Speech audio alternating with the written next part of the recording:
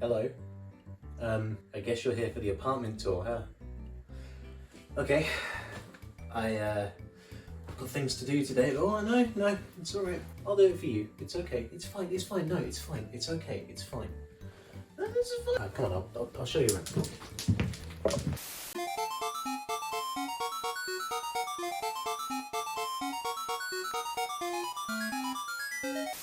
So this is called the genkan.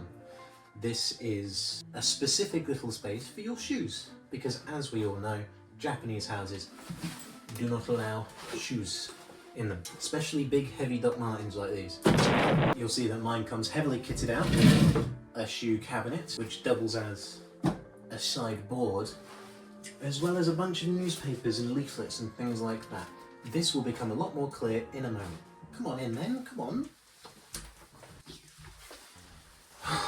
So at this point, you are presented with 3 options. 1, 2, or 3. Let's go this way first. Welcome to my lovely kitchen. Here you can see the masses of space that I've got to prepare my evening meals, such as katsu curry, spaghetti bolognese, cup noodle. No, but I do a lot of cooking. Thankfully for me, I've got a lovely gas range right here, 2 burners, and this is a fish grill, which I use as a toaster. Something that's rather frustrating about this kitchen specifically, and many other Japanese kitchens, is that there's no hot water boiler or anything like that we have in the UK. Instead, to get hot water, this lovely thing here, first we turn the gas on, because obviously you're in Japan. If you leave the gas going forever and ever, an earthquake happens, this gets disconnected, suddenly you've got a bomb. So you turn your gas on, pick your temperature, press it, and just in there, a gas flame gets lit. On this side of the kitchen, you've got my worktop, do all my prepping here, things like that, as well as my coffee setup. Back in the UK, I have an electric grinder that does filter coffee. It could do espresso if I wanted it to, but here I don't have that kind of money to spend. So instead, kin grinder, very lovely, grinds all of the specialty coffee and the non-specialty coffee that I put into it. Because surprisingly, coffee in Japan is not that cheap. This is what I've been getting by on. I feel gross about it. And by far the most frustrating thing about living in Japan, this. In Japan, and specifically Fukushima, you have to be so incredibly specific about how you choose to dispose of your items. So this is the stupid, ridiculous garbage disposal sorting guide that I got. I'm lucky to get the English version because there is a Japanese version and I could have got it. So just look at how much there is in here. Just look at this, it's double-sided for God's sake. This part is very important. Do not put garbage out the night before. But you have to put it out before 8:30, which sucks because that means that you can't get ready the night before. You have to be up in the morning to do it. What if you're not at home? What if you're extremely hungover? That's not happened to me before, by the way, just, example. Then there's this stuff here. Kitchen waste, paper and wood waste, other blah blah blah. This is all stuff that you can burn, right? Which is weird, because videotape is there, but where's CDs and DVDs and things? They're here. They're small electronics. What's going on? Then you've got your non-burnables, you've got your metals and your glass and things like that. You stick it all in a bag. You've got your weight limits. It must be 10K. It must be 60 centimeters in length. You can't put anything bigger than that out, otherwise it won't be taken. You've got your plastics, you've got your recyclables, and then you've got this massive wall of text which tells you what you can and what you can't do. Couldve, that's fine. Every product's got that on it. Cans, glass, PET bottles, these are all into separate plastic bags. They have to be emptied, they have to be rinsed out with water, and PET bottles specifically, you have to remove the labels and the plastic caps which go in the plastic items, and then the PET bottles go in their own bag which you had to put out separately to the plastic bottles. Then remember in my Genkan I had that little tray of newspapers and pamphlets and things like that. This is why I have to put them out separately to everything else, otherwise they won't get taken away. They're not burnable, they're recyclable, but we're only going to recycle them if you put them out on the the same day, if you make sure that they are 40 centimeters in height, 20 centimeters for boxes, make sure they are wrapped up in twine, and make sure that they are sealed in bags if it is wet out. It's the same for cardboard, it's the same for cartons, it's the same for small paper, it's the same for books and magazines. And don't get me fucking started by shit that isn't covered by the city's collection services. It's oh, it's so frustrating. But that's it for... Open that door. You sure? Open that door. I need to see the whole house. Okay. Okay. Leave and close the door. Don't show me that again.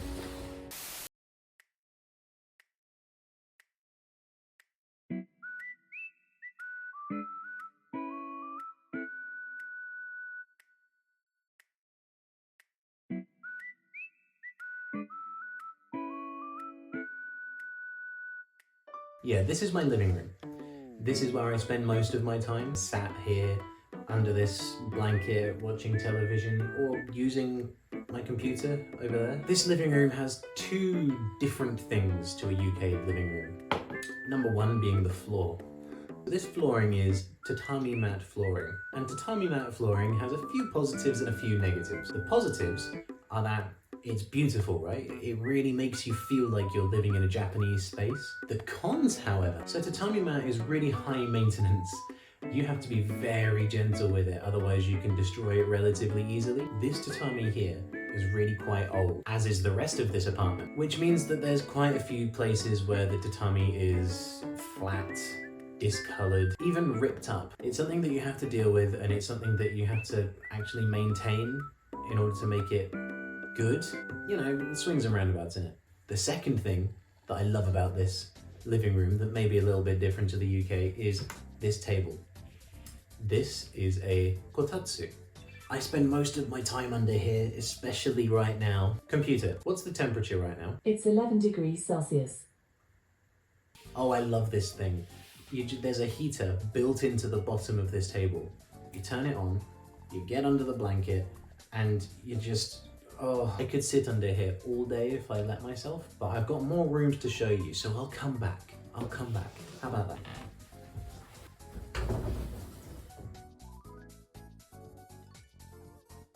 This is my bathroom. I know what you're thinking. What? No, it's not. But yes, this is the bathroom. The entire side of this house is the bathroom. It's split into 3 areas, I guess. This part, the vanity. It's also strange having... It's strange having just an outlet here to... It's just strange having a power outlet next to a tap, but, you know.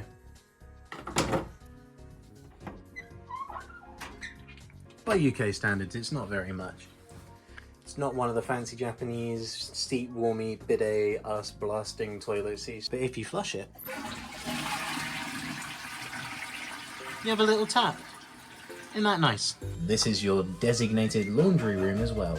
I have a laundry machine, I don't use it. Funnily enough, Fukushima is very humid, which means that it's easier to use a dryer. There are such things as coin laundries just a bus ride away that will clean and dry your clothes faster, easier. Granted, it's more expensive, but God, it's such a pain in the ass using this hunk of junk. I hate it. I don't know how to use it and I refuse to learn. And this is the shower.